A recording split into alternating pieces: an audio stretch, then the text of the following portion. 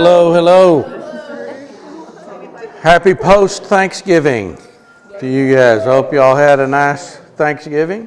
I hope you found something to be grateful for. I imagine you had a few good things to eat. Y'all always have really good things to eat. That's really nice. So I hope you had a good time.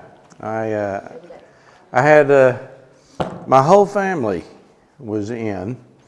My 3 kids and 5 grandkids, and that's fun for a little bit, but we enjoyed each other. So I'm glad to be back, glad to be with you guys, glad to be with Freedom Talks, all you guys out there. I hope you had a good Thanksgiving as well, and we'll see what emerges tonight in our time to visit. So. I don't know if anybody's new in the group since I was here last. Welcome if you are. I tend to just kind of talk about some things that, we were talking about. I never quite know what I'm going to do till I get up here. But last time we talked about the addictive cycle. Do you remember that? Yes. A couple of people have told me, I think you remember about Bob more than you remember about anything else. Yeah. Well, easy, Bob. The little dog. If you don't remember that, well, ask a neighbor.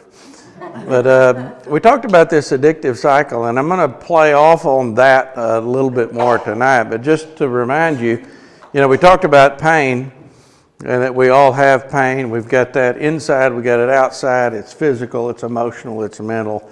We all share that. We have it. And so the second part of that was we reach for that addictive substance or idea or relationship, that abnormal relationship that gives us a temporary relief, followed by the negative consequences, which are both internal and external.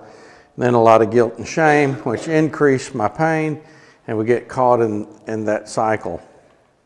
And we just looked at that to just put some meat on the bones of kind of what feels so crazy inside of my head and how it just spins around and around. And we went on, I'm not going to just repeat everything, but we talked about removing number 2, which removes number 3, which halts number 4, and number 5, but we have to replace it with something. We have to replace the abnormal relationship we get from the addictive substance with real relationship that we find in recovery. Y'all remember that? That's kind of a quick review. There'll be no test. So don't worry about that. I don't test, which is why I'm very popular at the university. And you just have to show up, and you get a grade. That's real Christian education. You don't have to do anything. I give you an A. And so they don't really like that. But have you ever seen a rainbow? Yes. Isn't that one of the coolest things? Yes. So are rainbows real? Yes. Are they not real too?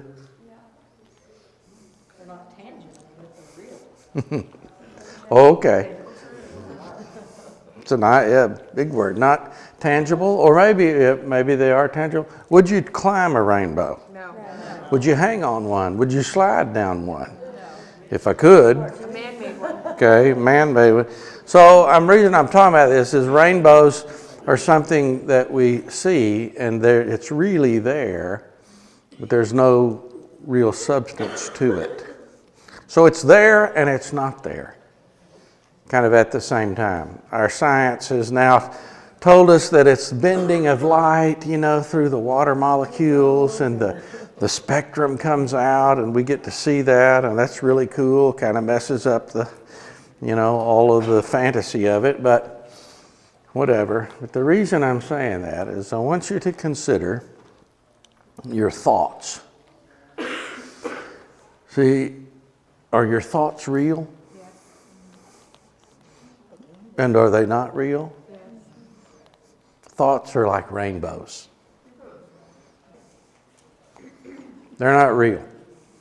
They're inside here somewhere, whatever here is, and they bother me. Sometimes they bother me. Sometimes they make me happy.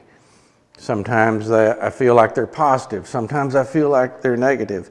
But at the end of the day, they're just thoughts. That's all. They don't define you. They don't do anything. They're just like rainbows that when the heat of the sun changes direction, they just kind of fade away. And so I don't want you to be too concerned or too alarmed or too worried about what your brain can do, because if your brain is like mine, I can have some off-the-chart thoughts. I would never get out of jail if they held me accountable for my thinking. I'm grateful that they don't do that.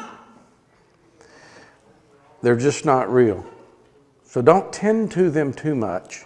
Don't pay too much attention to them. Okay? Don't live by them. Don't die by them. They're just not real. Another way to think about it, thoughts are like birds that fly over my head. I cannot keep birds from flying over my head. They do their own thing. In, out, past. I can keep a bird from landing on my shoulder and staying there for about 2 or 3 hours. I can do that. But don't worry about the thought. So I set that up, or I say that tonight, because we're going to move into another cycle that's more psychological or mental, and kind of how we relate to ourselves. Okay, and I put that one up there so we could kind of lay on top of it, and just add to our discussion. Does it sound all right with you guys? The psychological, cycle of addiction. So help me out as I go here. If you have a question, or a comment, raise your hand and we'll talk about it. It'll be good. We'll start. I'll put it like this, so I don't have to spell psychological. It makes me nervous. So, first, number one, let's talk about this, and you guys can help me. The denial. Have you heard this word before? Denial. Interesting word, and there's a couple of levels to this idea of denial. Let's look at it. One, in the earliest of the idea here, there's a lack of self-awareness. I do not know. I am not aware. That's a level of denial that is not conscious. Does that make sense? That's not so much where people stay when they use this word, because it shifts in there to somewhere in there, I pretty much know, but I will not admit. And that's kind of where we are with denial. So we'll characterize that by saying, no, not me. Does that make sense?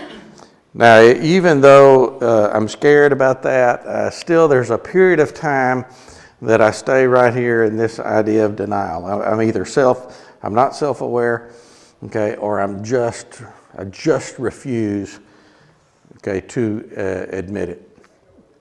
Have you ever heard anybody tell you that they were in denial? I want you to think about that.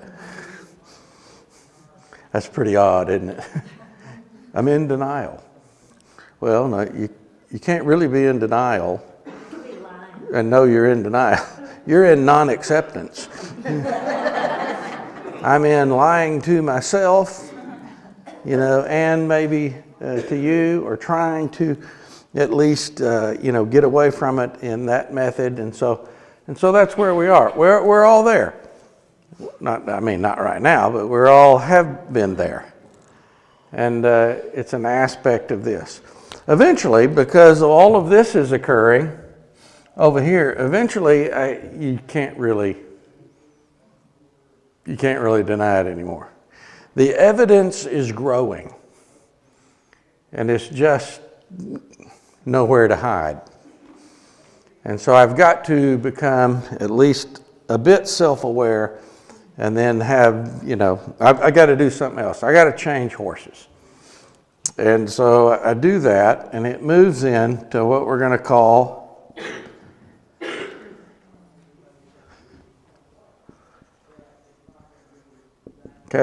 minimalization, or to minimize. Make sense? If you minimize something, what do? Make it small. You shrink it down.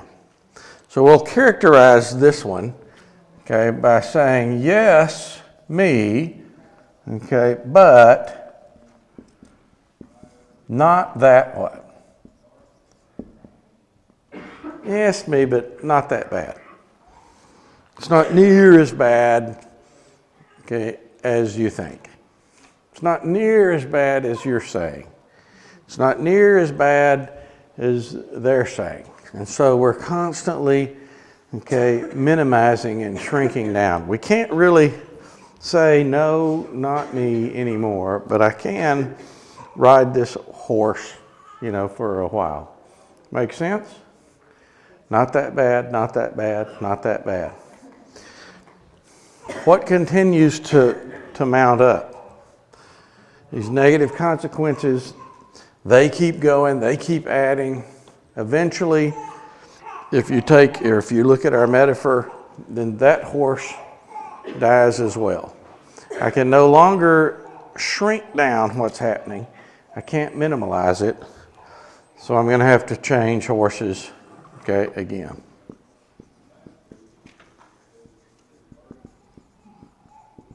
And I don't know if you can see that out there very good. I may be writing too small. Rationalization. So if you rationalize something, if you make sense of it, so to speak, or you give a reason, that's what a rationalization is.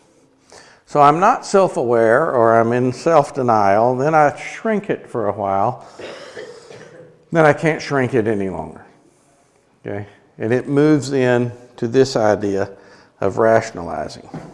So we would characterize that simply by saying, yes, me, but, yes, me, and here's why.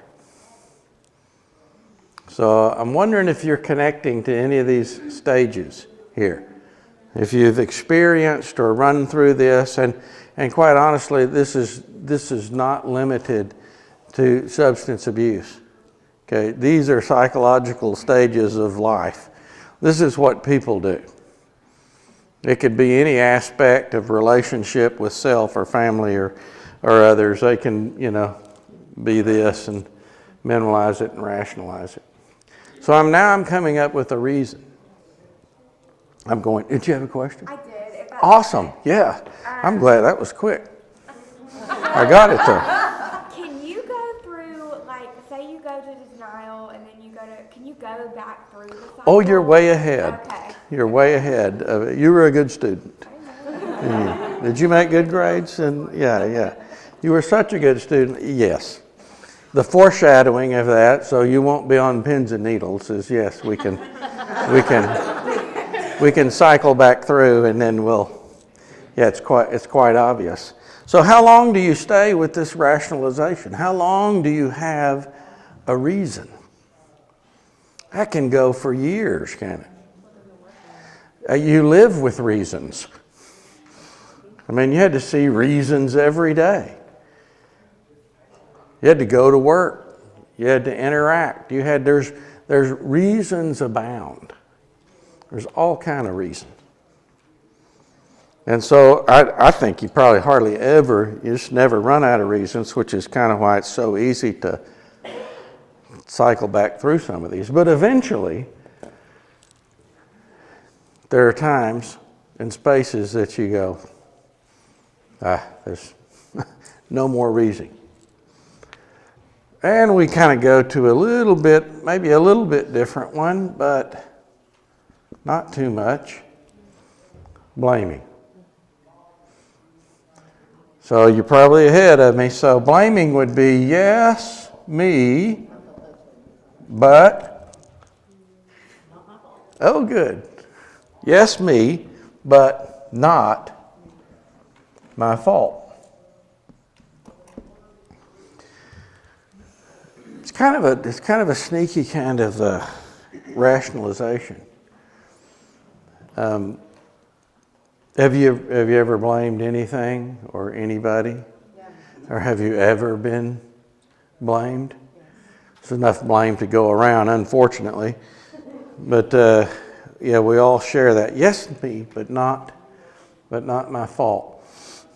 I want to share a little interesting thing about blame in general. Blame is a release of responsibility.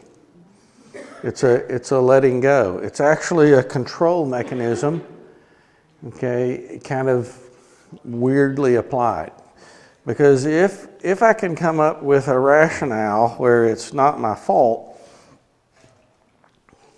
I'm released. But let me tell you this one too. Have you ever seen anybody that says, all my fault? Yes, me. It's all my fault. I mean, we run across that quite often too. There are people that will take all the blame. Is that any different? This is a sneaky one now, because it seems to hold a difference if I say, this is not my fault, or if I say, this is all my fault. I want to introduce for your consideration that those are two dimensions of the same thing. It's a release of responsibility. It's tricky because if I say it's all my fault, I have the illusion of taking responsibility. But remember, blame is a release of responsibility. And it doesn't matter which direction you point the blame, out or in. So keep that in mind, because when you hear folks that are struggling with it's all my fault, we got to get off that horse. Because just between me and you, and I'm coming back, I did see that. It's not your fault. And this is a real hard one to get. Because I have been involved, and because I make decisions, and my decisions are not very good, and I suffer the consequences, it's very difficult for me then to also say, once I cross the line of addiction, that it's not my fault. It's my circumstance. It is my lot. It is the hand that I have to play now. It's not my fault. Because I doubt anybody really tried to do this. It was not in your master plan. It was not something you set out to accomplish. You remember at high school when they had the job fair at high school and all the little booths they set up, and you go here, and then they had the alcoholic booth over here. Drug addict, alcoholic. I didn't go line up there. This is the one I think I will do this with my life. You know, that's my plan. You see, it's not the plan. It's not the plan. It can't be the fault. Fault is an illusion. So anyway, this thing is kind of tricky. And we could probably talk quite a bit about it, but I want you to at least consider that when we say, you know, it's not my fault or it's all my fault, we're kind of doing the same thing. Another question. No, it was the manipulation that she used on me. The manipulation? It made me think it was my fault. They were good at it. Oh, and so we've made up a word for that. Have y'all heard? It's very popular now. Gaslighting. Have you heard that? It took me a long time to figure out what that meant. And I'm supposed to know these things. But they make up words all the time, and they use them very popular, and they don't cue me in till later. But that gaslighting is a form then of people manipulating you into believing, okay, that it is all your fault. Yeah, that's rough, isn't it? Because where we sit, it's we don't have a lot of defense. It's like going, it's like going to court, and we have no attorney, and we really have no defense. And then they just, the logic escapes us. So, anyway, denial, minimize, rationalize, blame, and it gets all of these horses, eventually they just run out and they die. How long does this take? Who knows? Some faster, some slower, but who knows? Because here's the tricky part, and we mentioned this last week here. Number 5, right at the end of this, we get this, okay, acceptance. Acceptance will characterize yes, me, no buts. Freudian slip, right? Yes, me, no buts. And we all get there. But do you remember us talking about that see if y'all remember this. Remember what that is? A window? How? What kind of window? Closed window? Small. That is a small window. Okay, a very small window. You can open it, it's still small. We don't stay here very long. We just don't stay there very long. And most of the time in the early cycling through this, nobody knows it. Nobody has a clue that I've hit this, yes, me, no buts, because it's very painful. Very painful. And so now you can see how these are overlapping, right? How they're kind of connected. It's very painful. In fact, it's so painful that the window will close fairly quickly. And now what will I do? I'm going to repeat. I'm going to come from this. I usually don't go back here because it's even silly for me. But I can come back here to 2, 3, or 4. Does that make sense? And it goes what? Round. For a long time. Till you get your. Really can for a long time. Yes. So like I feel like there should be a number 6 where it's like a false Okay. sense of pride or something, because you get the confidence of like you realize you had a problem and so you work on it. Is that just going back to implementation instead of it being like a false sense of pride? Y'all are really good students. Let's put a 6. Let's put a 6 in there. We might even put a 7 in there because, yes, I think pragmatically or practically what you're describing is a trick that we play. So I get to acceptance, but because I don't know what to do, and mainly because I'm scared to death about it, I will quickly maybe come back up here. And what my pride does, you remember me talking about one of the key elements to recovery is staying in the I can't? Yes. We have to stay in I can't in order to recover. And so what does the pride do? It's very well put. Because the pride, as it cycles back up, whether it's minimalization or rationalization or even blaming, it is like hitting the reset button on I can. Does that speak to your question? And so any time I hit the reset button to I can, there's pride involved, and there's probably some form of cycling here, if that makes sense. So let's put it without a number. How about that? Because it sure underpins or fuels, these revolutions, these cycles. And it just goes and goes and goes and goes, and we just repeat.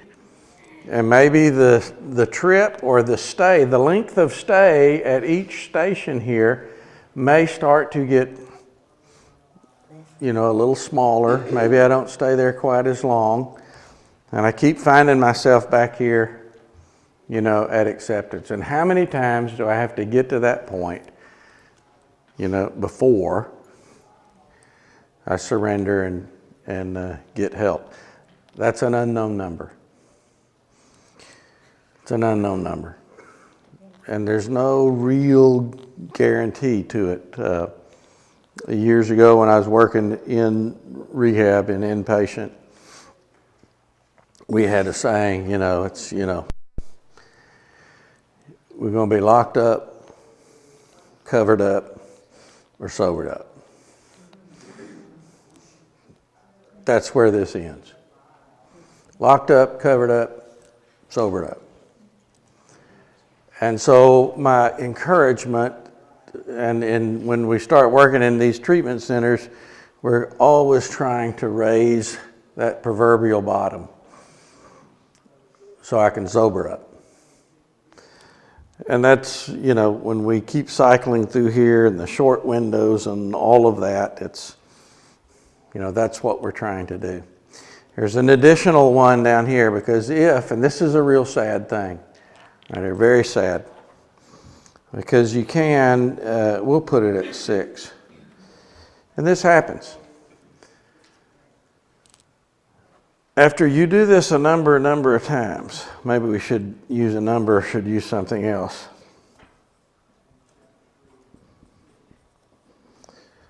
We can't get to apathy. You know this word?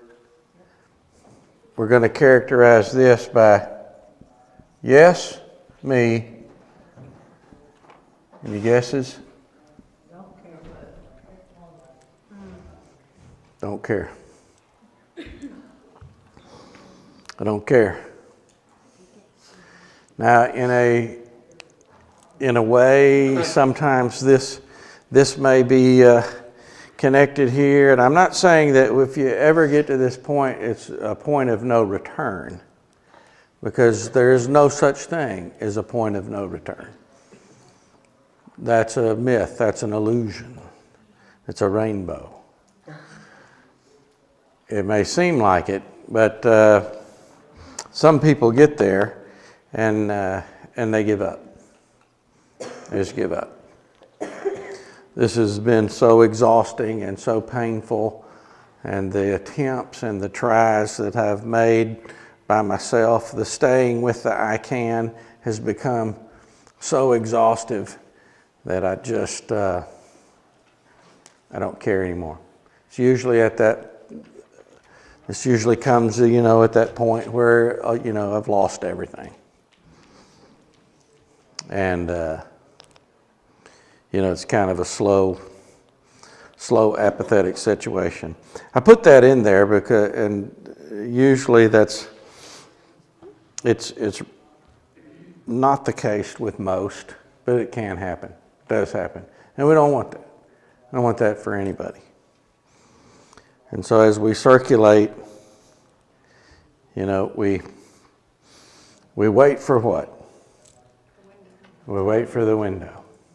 Wait for the window and go through. This place, this where you are is the other side of the window. Yeah.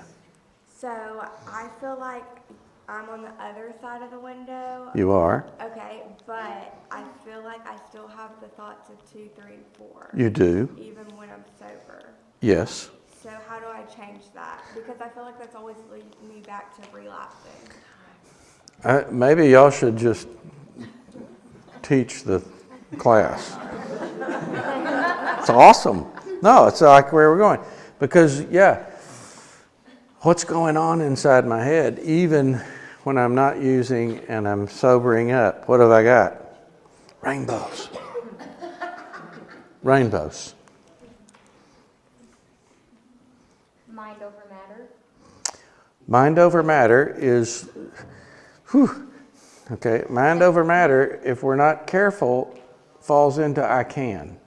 Well, what matters, what the things in life that matters, shall not mind. Okay? Because if it minds, then it would have never mattered in the first place.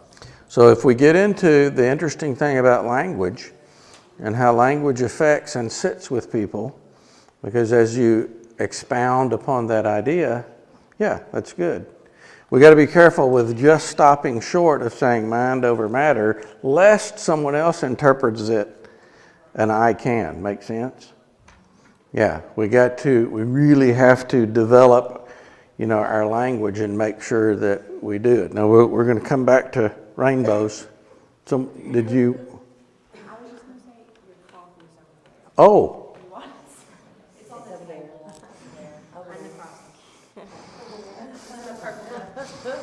okay.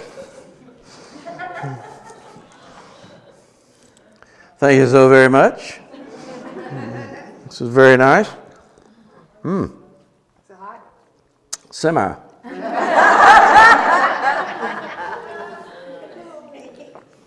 But delicious.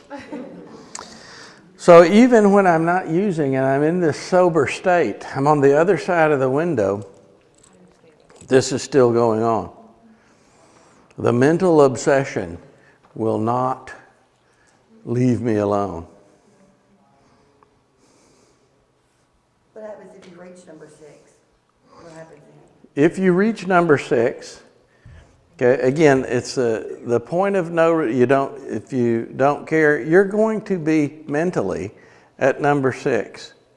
Whether you're actually pragmatically at number 6, that would be a different thing. There's going to be days that I don't care. Maybe multiple days that I don't care because it seems, to be so hard. So I think, is that what you're referring to? Kind of, yes. Yeah, and it's just hard. The hardest thing is to stay in the I can't. And to listen to others and to do what I'm told. I'm not raised that way. I'm raised complete opposite of that. And so these things that occur, this mental obsession that's occurring in my head and leads me back to the idea of relapse because the deception is always there. It's always there. Remember, while we're in here, my addiction is in the parking lot doing push-ups.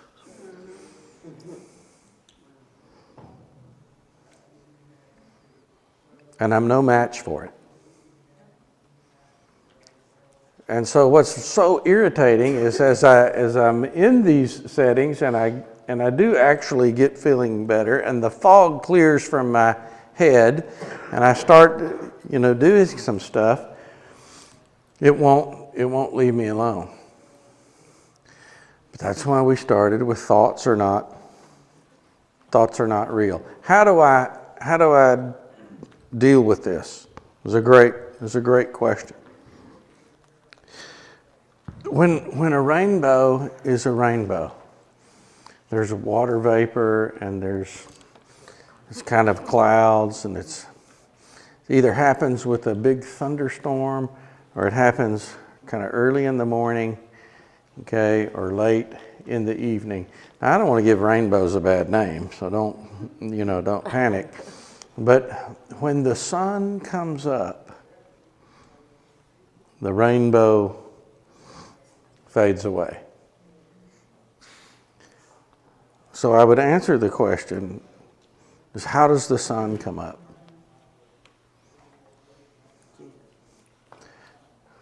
That's a sun. How does the sun come up? It's a question we have to ponder, we have to consider, we have to sit with, because what is it that I ground to? And I'm going to help here in just a second, hopefully, with the sun coming up. Yeah.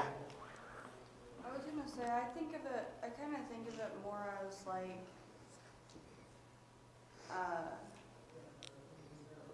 was I gonna say? Your thoughts are kind of there as a message, like it's your subconscious and stuff, like trying to process things and think things through. So using those thoughts to reflect on what's going on, your situation, circumstances, why you feel that way, or why you're thinking that way. You know, That can be a good method. Yeah. because like, I mean, the rainbow is also there, like it's a message from God, you know, saying, hey, you know, this is what I'm gonna do, or this is, you know, this is what I'm not gonna do. Can be. Yeah, can be. Evil ones, he sent me a bunch of messages too.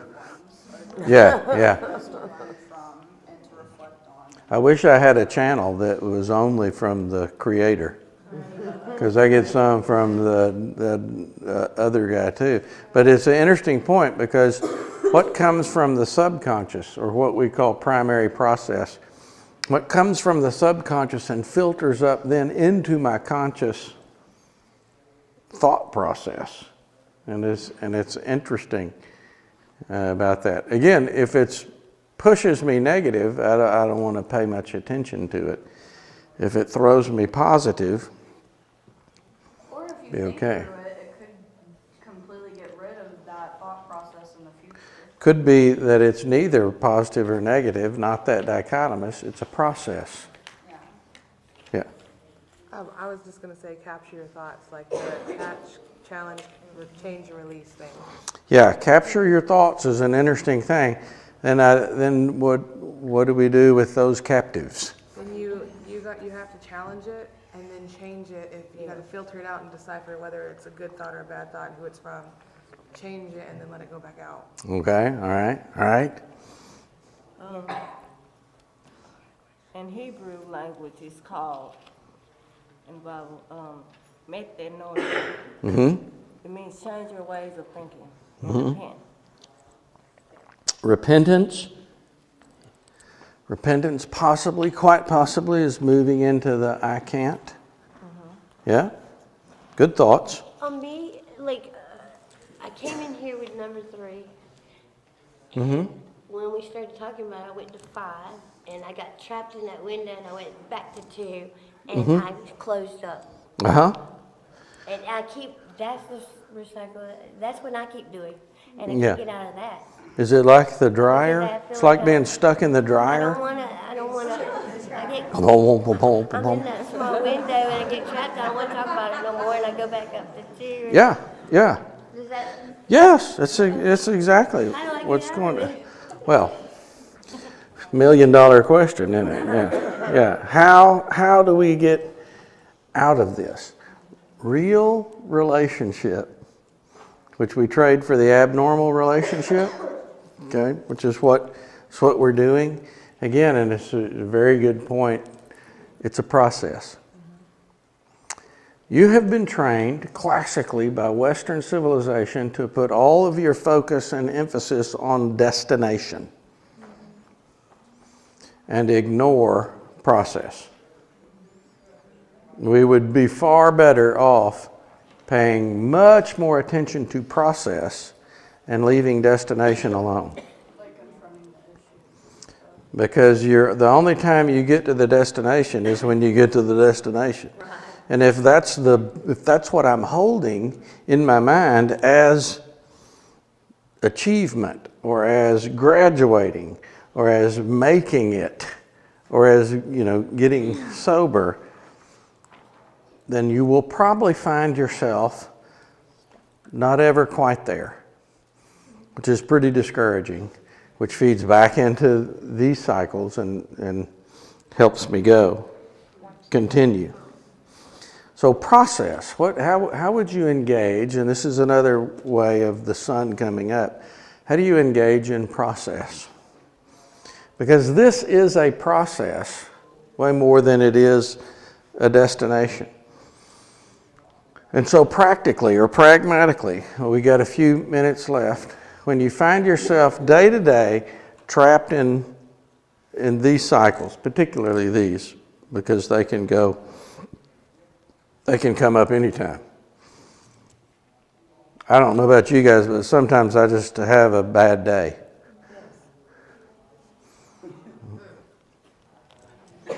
I guess we're the same. Huh? Yeah. I have good days occasionally, but I have bad days too. Yes, before we go. So what is the process? What is the process? Let's talk about the process. First of all, step 1, 2, and 3. Every day. Process. I can't. God can. Believe I'll let him. That is a daily action of process. I can't. God can. I believe I'll let him. The steps beyond that, okay, get practical too. So the 12 steps that you're doing is the process. It is the way to live. Fast forward down to 12. It's so interesting because the last step states that having had a spiritual awakening. Having had a spiritual awakening. What awaits you in the process is a spiritual awakening.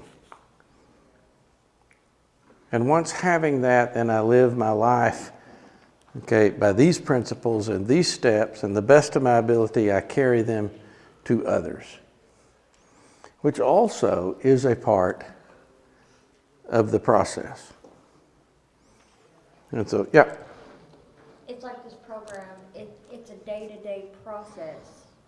It's stepping stones, not just within this program, but within yourself, because nobody knows you better than you. Yes. Very, very true.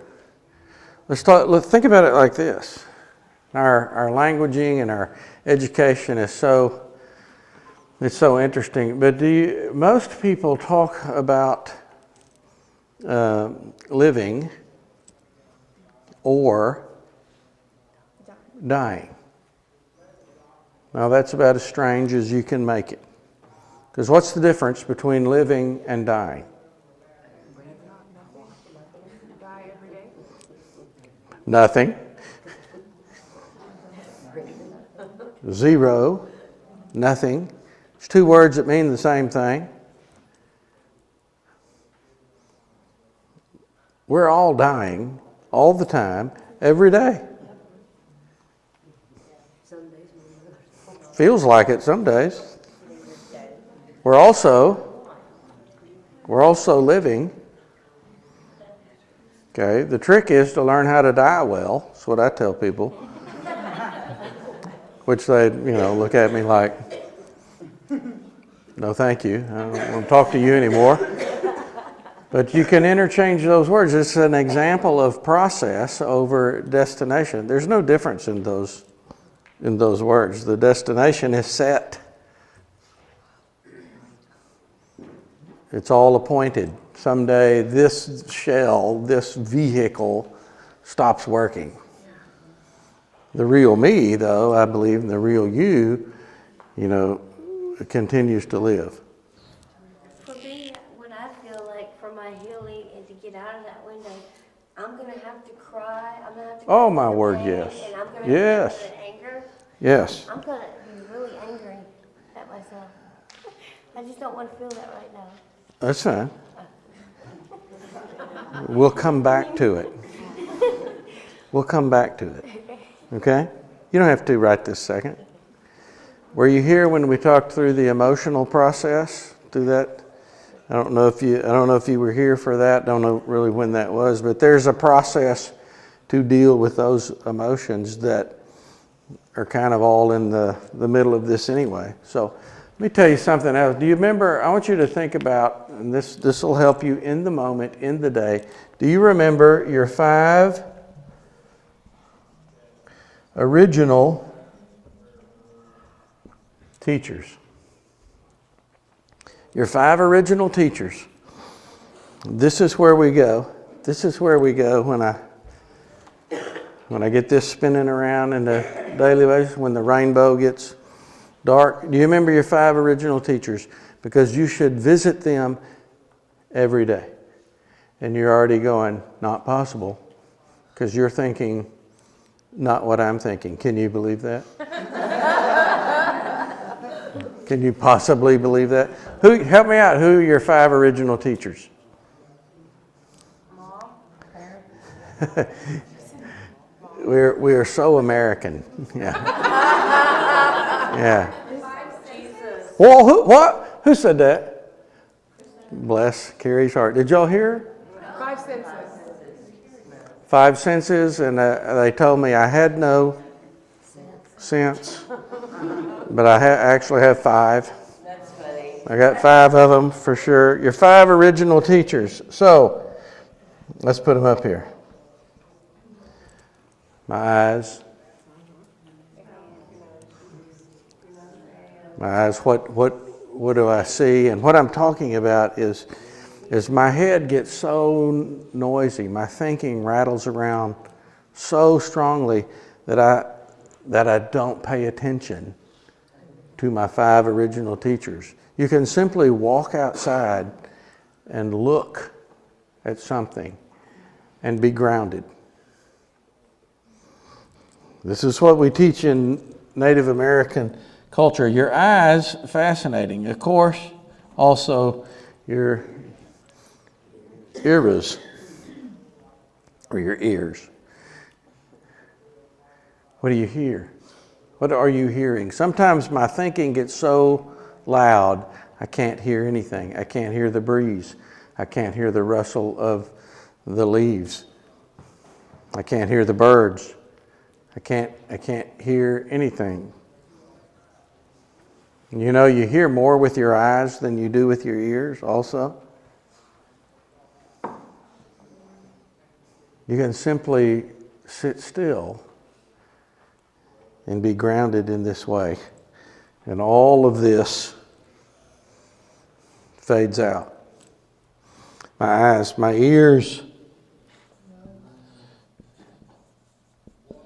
smell. We're talking about real relationship now. Do you tend to smell? We do sometimes when we don't have to. But if you just walk outside and smell the air, what do you get? What do you notice? Probably many of you are thinking right now, I don't notice anything. Maybe a distant campfire or whatever. Tend to it. You know, when you walk in and someone is cooking chocolate chip cookies and I smell it, I feel good. Until they say, not for you, son. Then I get mad. And I don't want to feel that. Eyes, ears, smell. We'll leave that to last. Taste.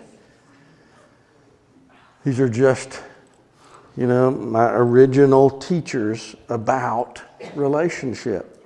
These taught me about relationship, and I am in the process of replacing an abnormal relationship with real relationship. And so I visit these every day. And finally, the most important, at least in my opinion, touch. Touch grounds me personally. Touch grounds me more than anything else. And if you put a little camera in my office while I'm working, and meeting with people who sometimes are in pretty deep distress. It hurts. And I hurt with them too. But if you were watching me just on a little hidden camera, you would see me touching, not them, touching things all the time. We'll get to that in a minute. I'm touching the side of my desk. I'm touching the side of my chair. I'm touching my pants. I'm touching something constantly because it brings me right back to the moment. And my clients, my patients are usually struggling sometimes being in the moment. Make sense? And I gotta be to help them be there. But touch will ground you. I will say this to you tomorrow if you have time or you can, and you'll know what each other are doing now.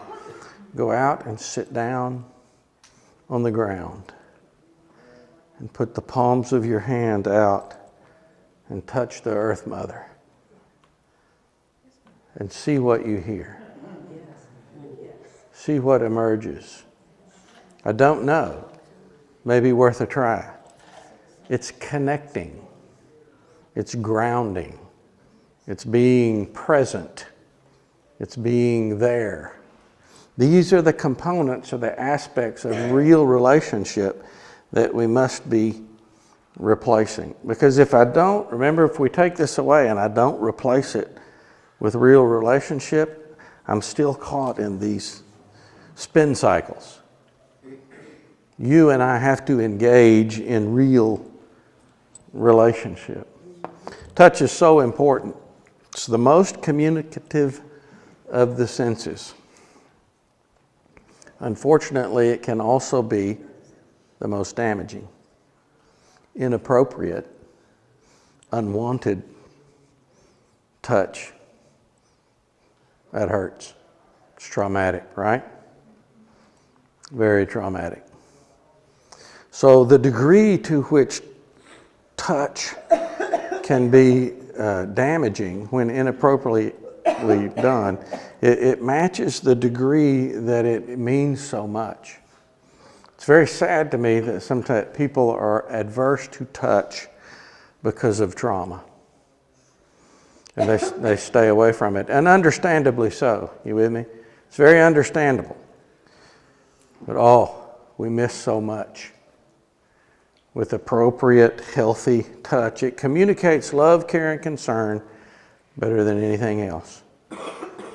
And you guys that have been around and heard me long enough know that I stumble across these things, but I coached football for 34 years, 24 of it in college, 18 to 22-year-olds, knuckleheads.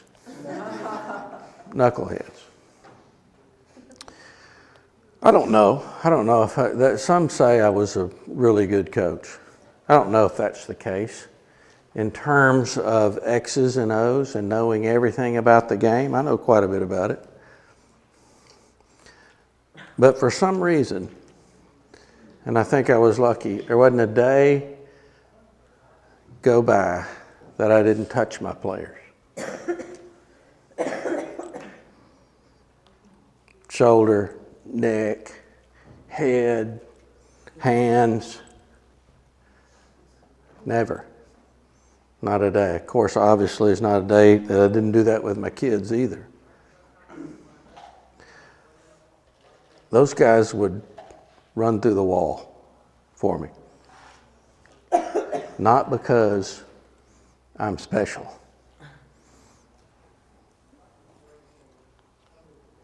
They just knew I cared. Not about the wins and the losses. Just about them. Those guys are my players. We win, we lose, we draw, ups, downs, didn't matter. Real relationship. Make sense? Real relationship transcends everything. It is what allows me to go through the good days and the bad days and the mediocre days.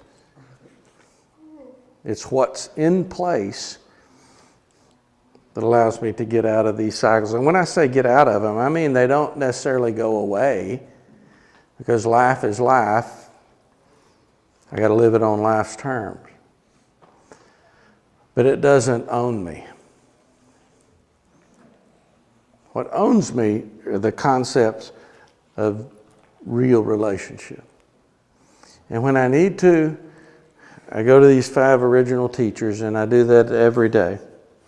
Every day I walk out and go to work, the sunrise fascinates me. It is gorgeous. The sunset fascinates me. Not in the sense that I don't know exactly how it works, it's just, what a picture. Don't miss a sunrise or a sunset. And when I was teaching college, I had an 8 o'clock class, and I would go to my students, college students, "Did you see the sunrise this morning?" And they go, "Are you kidding me?" Of course not. They're in college. I get that. I didn't say that to say you should.